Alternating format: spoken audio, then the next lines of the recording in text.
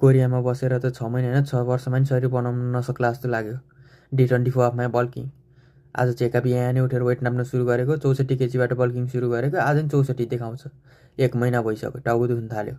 त्यसपछि खाना बनाउन सुरु गरेको, सोचेँ धेरै खाएपछि वेट बढ्छ भनेर सबै खानामा वेट बढाइदिन थालेँ।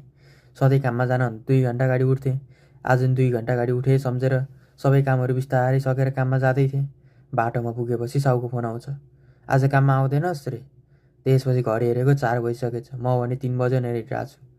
त्यसपछि ट्रेनमा जाँदा जाँदै सोचेँ अब आजदेखि काम छोड्ने हो कि भिडियो बनाउन छोड्ने कि जिम छोड्ने। यसरी त निन्डर नपुगेर डिप्रेसन जाला जस्तो छ। त्यसपछि काममा पुगेर यताउता कुरा मिलाएँ, फेरि काममा रिस उठ्यो। खाना खाने बेला भइसक्यो, खाना खान पाएको छैन, त्यसै त वेट घटिरहेछ।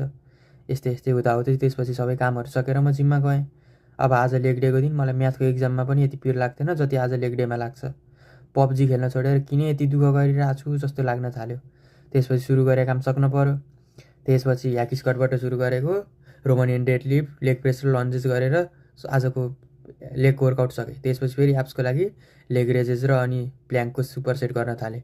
त्यसपछि वेट नापेको फेरि 66 केजी देखाउँछ। त्यहाँबाट फेरि अर्को तनाव हुन थाल्यो, दिनभरि यति धेरै खाएको छु, अब फ्याट बढ्ने हो भनेर। त्यसरी नै सबै कामहरू सकेर घरमा आएँ। अब घरमा आएर खाना त खानु पर्यो, जति थकेला आएँ नि।